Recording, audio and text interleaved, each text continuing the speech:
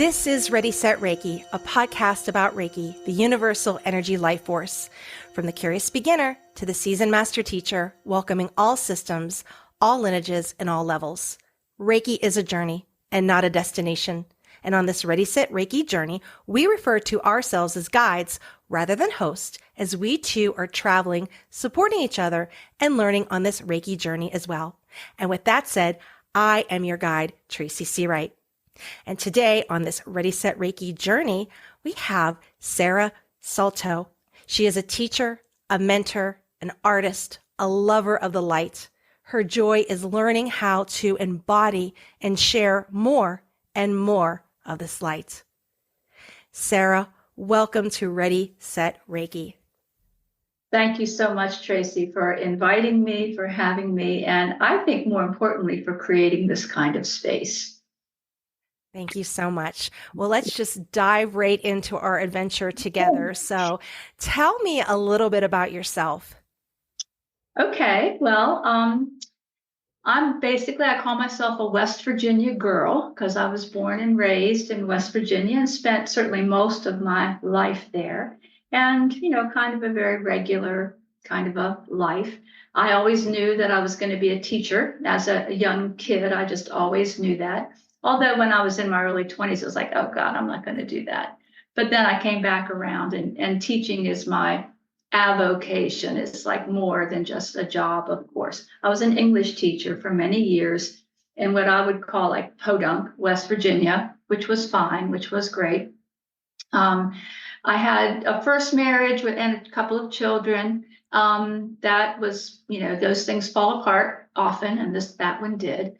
And then I have currently a lovely husband, and we have moved around a little bit. So we moved from West Virginia to Arizona and lived 6 years in Arizona. And then it was pretty hot out there. If you're in El Paso, it's kind of intense.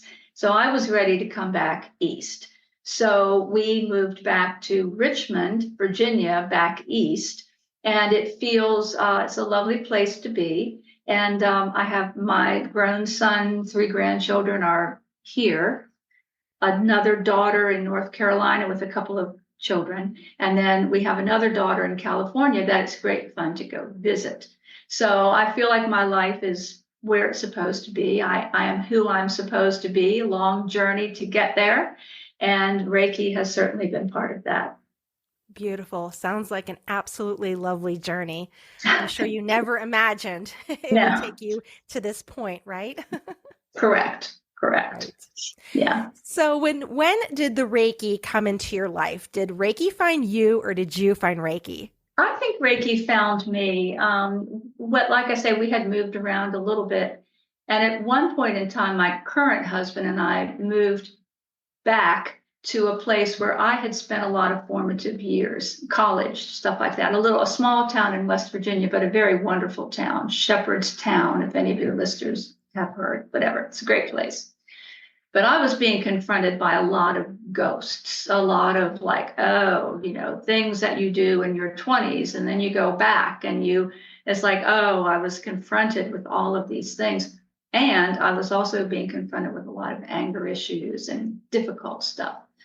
So I embarked on a kind of a therapy with a woman who did something. It was not Reiki and it wasn't anything else, but it did kind of border on energy work. And it was very interesting to me because it was so helpful and it worked pretty well. I continued along that time, and I would say I was probably in my probably mid-late 40s at the time. Yeah, would have been. And another friend who I had known when I was very young, she was an older person than I, and she had always been kind of the woo-woo person. And I gravitated to her quite a bit, astrology and numerology and lots of, kind of occult or esoteric or metaphysical practices. And she was a Reiki practitioner. And she had invited me to work on a board daycare board in that town. And because the board was so dysfunctional, she offered Reiki to all the people who were on the board. Very good idea, indeed. And so I was on her Reiki table a few times, and I was having pretty profound experiences. Then in 2009, another friend had just kind of learned a little bit about Reiki. And there was the ICRT at the time was holding their annual conferences at Lake George, New York. So my friend and I went up there. I was not yet any kind of a Reiki. I was just curious. And I will tell you, this is one of my favorite stories, that I went there with the intention to see what kind of people these were. Because if they were too woo-woo, I was not going to be able to do it. And it was I just couldn't do that. And so I went, and it was teachers and nurses and social workers and some masseuse and good people and grounded people and interesting people and smart people and helpful people and lovely people. And I was attuned that weekend with the promise that I would come back and take the Reiki classes with my friend who had started doing Reiki with me. And so 2009 was the beginning of my journey. And, it really just hasn't stopped since then. Love it. I love that. And, taking that opportunity to check it out, how brave you were to just take that step to see that, wow, there's a group of intelligent people here, right? Yeah, very interesting. It was like a whole new world for me. And as I went along, I think this may be important as well, because I was, wasn't sure. I was practicing, I was learning, I was doing, and it was maybe 2011, because I was still teaching full time and doing things like that. I met a woman who had a very bad spiral fracture of her leg. And I ended up working on her through an entire summer, like probably at least once a week for a couple hours or so. And some of the experiences that woman, who happened to be very energetically aware, she wasn't interested in doing anything, but she was very, very aware. So some of the interesting, like, kind of simultaneously, she and I would feel the same things going on within the energetic structures of her body, leg. And she would go, oh, it feels like, well, I'm going, oh, yeah, I can feel that too. And so it became, with those experiences that summer, probably, it became just so apparent to me that this energetic sensibility and abilities, sensibilities, the whole thing, was more real than anything I had, any other experience I've had. It was just like, oh my God, this is for real. This is real. And so then there was it was no stopping. There was no stopping. No stopping. So you've been on this journey for a little while. So as a teacher and a mentor, what is the common misperception about your work?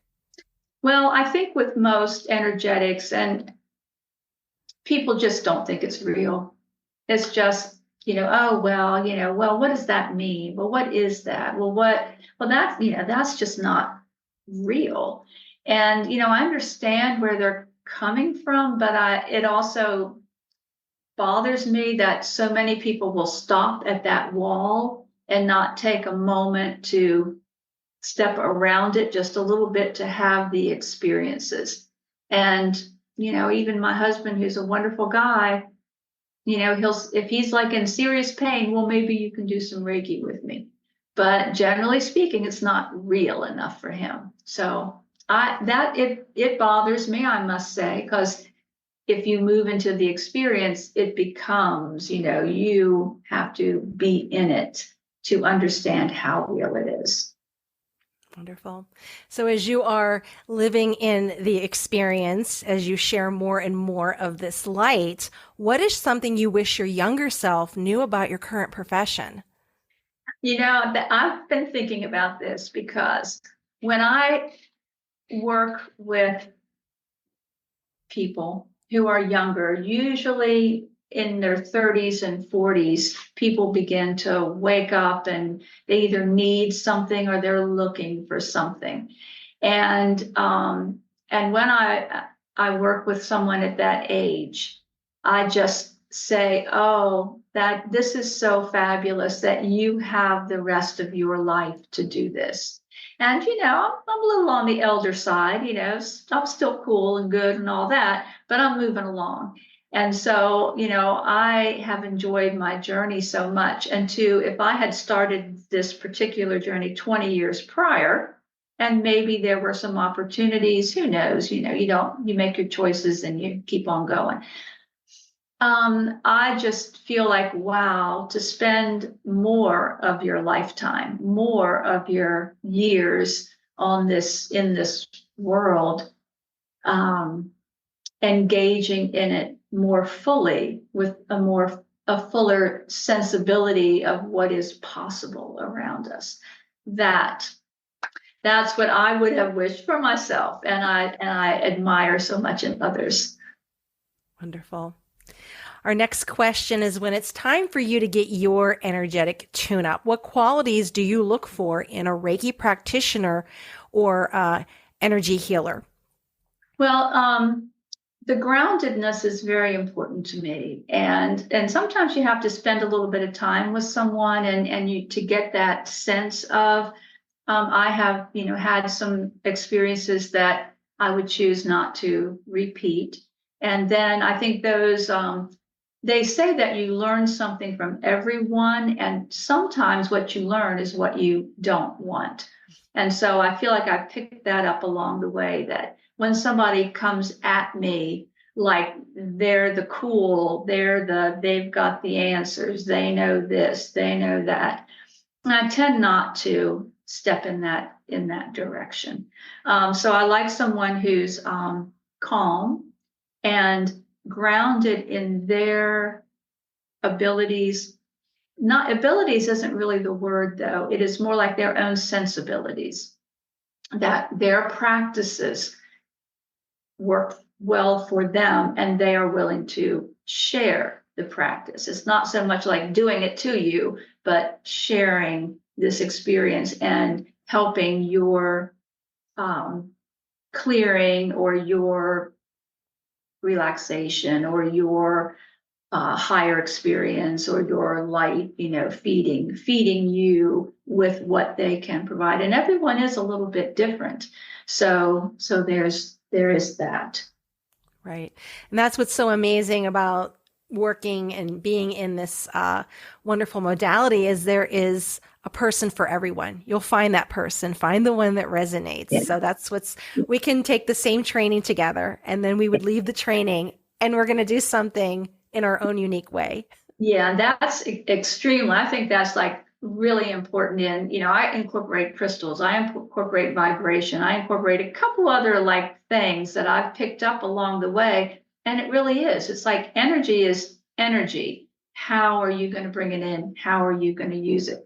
And you'll figure that out if you, keep integrity and honesty and a groundedness at your center core. Then what you share should be fine, should be good. Right. Wonderful. So what advice would you give someone who's just entering this profession?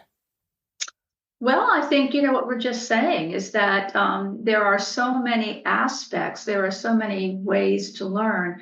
I am not one to close, I do not like boxes. And so there are being open to modalities as you move forward or move along in your journey.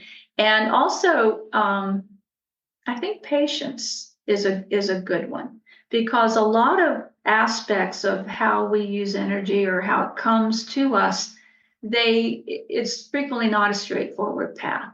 So being willing to step off the path that you thought you were on, and if you're called in another, slightly different direction, to certainly like explore that, take a step, always be safe, always, be aware of your surroundings and what you're asking for, because you will get what you ask for. So, pay attention to that, but to explore. And I never thought of myself as like somebody who was like uber curious or, whatever. But now I just find that it's like, oh, I want to go find out more about that. Oh, I want to go find out more about that.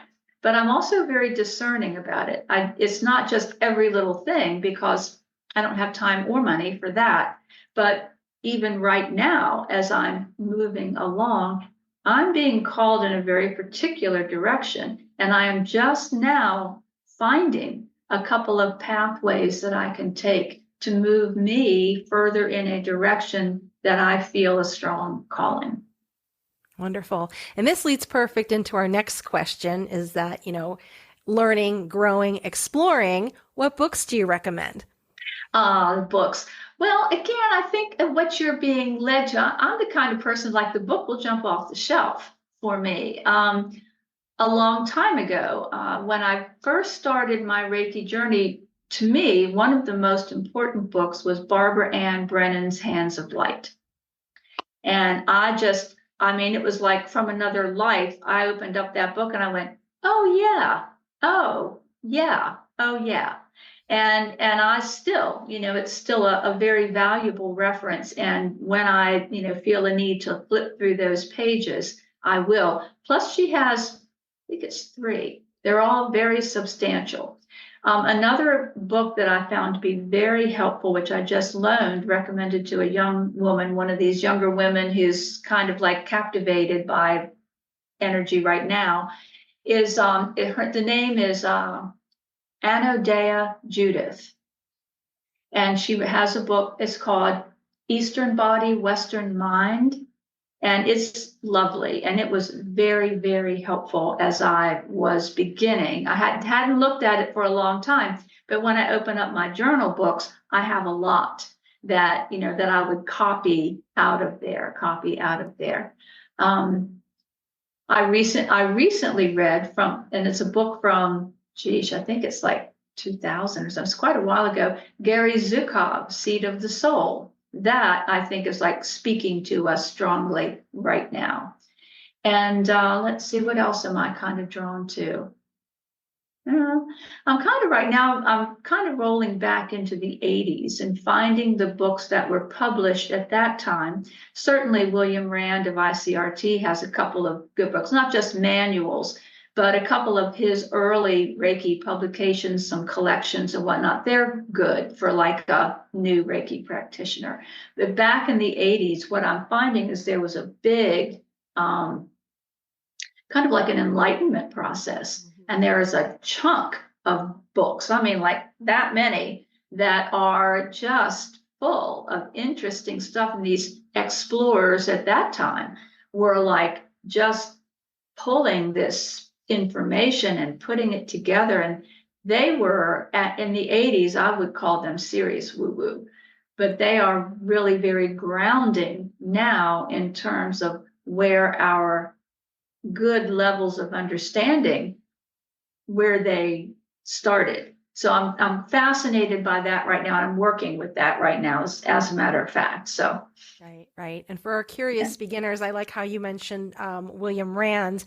Yeah. The great thing about the International Center of Reiki is that it's contemporary. It can back its evidence based. So that helps you too. So it's staying current, because you wouldn't think that the history changes, but sometimes there is translation issues. New things come up from the Gakkai, and he lets us know this, so we're aware of it. So as teachers, we're giving our students that information, the correct information. It's important. There's a lot out there. His information, his work is hugely significant, and it will stand, as absolutely. What do you call that? The seminal work. The really grounding work. Plus, that he spent so much time setting standards and teaching standards and practice standards. And that's really significant, because it takes the training out of the realm of like, well, blah, blah, blah, do this. what I tell Reiki 1-2 students is that when you're interested in learning energetic work, you feel that calling. Reiki is a very, and I'm going to call it a very safe vehicle to drive. Reiki 1, Reiki 2. You're out on a new highway. You don't know where you're going. It's a new exploration, and you have a safe vehicle to carry you. You will learn how to drive this car through an energetic landscape. And then when you're ready for a slightly different model, you can go get that. That's fine. But this car, this vehicle, not car, vehicle, will keep you in a very safe place for as long as you would like it to. Beautiful. And that's a really wonderful way to describe it, especially for our curious beginners and also for our seasoned master teacher, because that's a new way of kind of looking at it. Yeah. Wonderful, wonderful. I'm good with metaphors. Never. I love it. I love English it. teacher, what can I say? Yes. So what other modalities do you offer? Well, I work with crystals, and to me, it is one of those situations where it's like where you move into the realm, you learn what you are learning, and you allow the crystals to work with you. That may be a little more specific. I don't use them. I do have some particular ways of using them on the body, but I wouldn't say that I have like a high-end training, because I personally don't feel that that kind of training is what I need at this point in time. Let me put it that way. I also work with tuning forks, vibration, tuning forks and sound, crystal bowls. That stuff is amazing. And again, so long as I'm staying within safe parameters of what I'm doing, then I have had some training with this, and it's like, oh, well, that's great. I mean, this suits my way of practicing right now, for now. If I need higher end training, I'll go get it. I'm fine with that. I love using my voice in a Reiki session. It is not the easiest thing I've ever done. And every now and again, I want to go take a course or something. And I did a sound healing course with Jonathan Goldman's group. And yeah, it was lovely. And it was pretty much for me to explore my own voice. But to put it out there in a Reiki session, it is powerful. And again, because I like to take my time learning these kinds of things, because I don't want to mess around with energetics. It's you can hurt people with this stuff sometimes, but you not yes, no, Reiki safe, we keep it safe. I want to keep it safe. And I'm not interested in leaping beyond what I feel comfortable with. So I use those modalities when in a session, when I'm being called to use those modalities. I am a Holy Fire Karuna practicing master, so all of those come in. There is another modality that I practice called access bars. I'm not sure. Sometimes I think people know about it. Sometimes I think not. There are mixed reviews with access bars. Some people love it. Other people hate it. So when I find somebody who loves it, then we do it, and it's very successful. If somebody doesn't like it, I go, no, it's not for everyone. So. Do you offer classes? Do you offer trainings? I do. It's generally speaking on a request basis. The way my life is engaged right now, I just do not feel that I'm in a position to go, oh, I'm offering a Reiki course on such and such a day. So when I meet someone along the way who is interested in learning Reiki, that's generally when I offer the class. It frequently is just a one-on-one or two.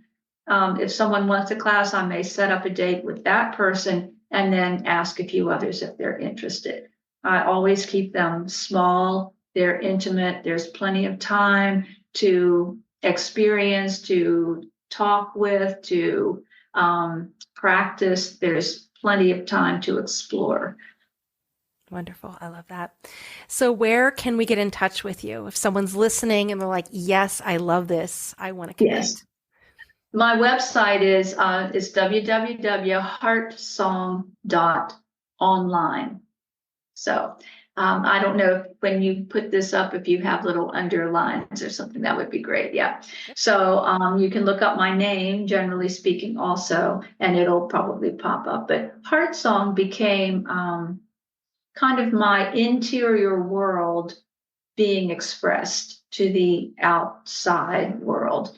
And there are actually a lot of heart songs out there doing various things, which I didn't know.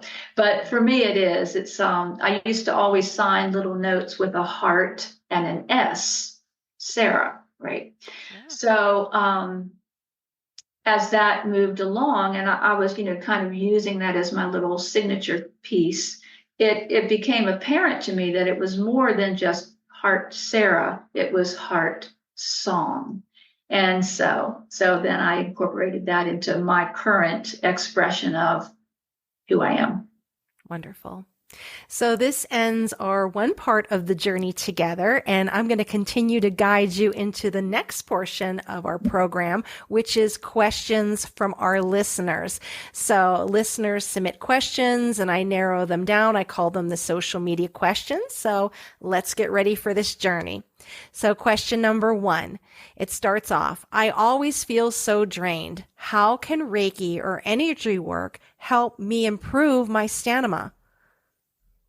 Well, we all have our levels of personal energy, and always feeling drained to me indicates a need for more grounding and perhaps quiet time. So, practicing meditation, practicing maybe some breathing exercises, incorporating breath. There are like yoga breathing exercises that are built to create more energy in a person. And I think finding your level ground of what you need in order to continue your stamina. Part of it has to do with what are your daily activities. Part of it has to do with your age. Part of it has to do with your overall health. So, as a person who's in search of health and wholeness, you would need to examine those parts of your world and see where the balances are, and perhaps where something is a little out of balance. Could be even, in your diet. It could be many things. And begin to explore within yourself, what is it that's making me feel drained? What is draining? Is it an emotional drain? Is it a physical drain? What's actually happening here? Reiki can help you discern that. Practicing self Reiki, which I know as new practitioners, you're always told to, oh, self Reiki's, do self Reiki. Well, generally it takes people a while to actually do it. But the practice of self Reiki, the practice of giving yourself Reiki and helping to charge yourself in that way, it also helps you discern what is going on in your life, and asking yourself these questions. What is going on in my life? How can I balance my energetic needs? All right, beautiful. Question number 2, how do you measure the impact of your work on your clients' lives? Again, it's so subjective. I appreciate studies and standards that are measured with numbers and peoples and things like that. Mine tends to be much more relationship oriented. So I have a client and we have a session and we talk about it a little bit afterwards. And that person may want to know what I experienced. I'll try to get a little bit of information from that person. Then if this person gravitates to Reiki and continues with sessions, then it's like, well, what have your experiences been? And since we last saw each other, do you, I will tell people that Reiki generally, the one session will stick around for about 3 days. So take care of yourself for 3 days. Let me know how that turns out. We'll talk again. Keep me posted. If you need anything, call me. So those are the ways that I measure how Reiki works with another person. Those are the ways I measure it in myself as well. It's like, what is it doing? How, what is going on with me? How does this work with me? Wonderful. And our third and last question, and this can be answered whether, teacher, mentor, or artist. In what ways are you innovating within your niche to stay relevant? Right. Well, that will bring us pretty much to what I'm working on right now, which is a little bit it's a niche thing for sure. So within the context of my Reiki practice, I became fascinated with, or I became attracted to the idea of how this stuff is actually working. What is it that moves this through our body? What's going on here? The standard Reiki line is that Reiki has an intelligence of its own. This is almost quote, Reiki has an intelligence of its own. It will go where it needs to go. It knows where to go. And I'm going, yeah, I got that, but there's something else, and I can feel the something else that's going on. So that led me into a pretty deep dive of our internal connective tissue structure called fascia, and how fascia is a piezoelectric, it's an electromagnetic, it's basically, it is a system that carries energy throughout our bodies. Nobody's going to teach you this, generally speaking, because it's not quite in textbooks yet. And it took me into this realm of, again, back in the 80s, people were talking about, well, there's this way of moving this, and it might be the connective tissue. Oh, yeah. And it's like, yeah, it is. And then there are some scientists, medical persons who began to explore it much more deeply. I presented this information last year at the Northeast Reiki retreat, and in a room full of Reiki practitioners, pretty high-end folks, like nobody has heard, well, two people had actually heard that this is a structure that is this is the way our body transmits energetic vibrational impulses. And so I continued with that. So with that study and the ideas of how vibration and frequency are basically the underlying basis of the universe. So how our bodies, this fascial system, connective tissue, is wired to carry these frequencies for health and healing and wholeness. How then can we work with these frequencies in order to enhance our well-being, knowing that we actually have this physical structure that carries this information throughout the body? So I'll be talking about that in a week, and I'm looking forward to that. And it basically, it also moves into the realms of light and photonic light, and how our bodies also utilize that energy, which is pretty woo-woo, I'm thinking, but it's also pretty grounded in good science now. So while I like the woo-woo, I also want it to be very connected to some scientific grounding. And I believe my niche is that is happening right now, that all of the science is corroborating what mystery schools and esoteric teachers have been telling us for many thousands of years. This science now, which we have to have in order to go, oh, well, that's just too weird. The science is catching up with that and quantifying it and demonstrating it in a quantum universe that is here to support us. So that's my niche. Wonderful. I love it. You had me at fascia. I'm a yoga Yeah, teacher. I mean, Yin. I'm a yin teacher. So yeah, it's an amazing, yoga's the best. It yeah. is just the Yeah. So best. it's like, Yeah, yes, hello. yeah, yeah, yeah. We'll have to talk more. Absolutely. So, is there anything else that you would like to share, maybe as we were talking and maybe you forgot or would like to add? I think the one thing, and I'm going to feel like this is going to become my mantra. This is going to become one of the most important messages that I want to carry wherever I'm going. And that is that we, as humankind, we're basically on the edge of such a huge paradigm shift. And people within the energy world are aware of it. People within the astrological world are aware of it. We're becoming more and more aware, and it's becoming more and more apparent. So the message has to do with people who are energetically where we are, religiously, they might call it the light of the world, whatever. But it really is a light. It is an energetic frequency, vibration carried with light, and we embody it, and it becomes our choice.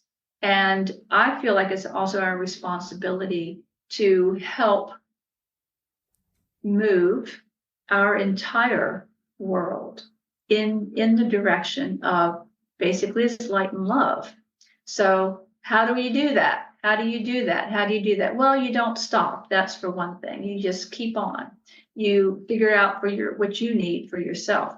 You figure out how to make your world a better place. You figure out how to use these energetic qualities that we all inherently hold.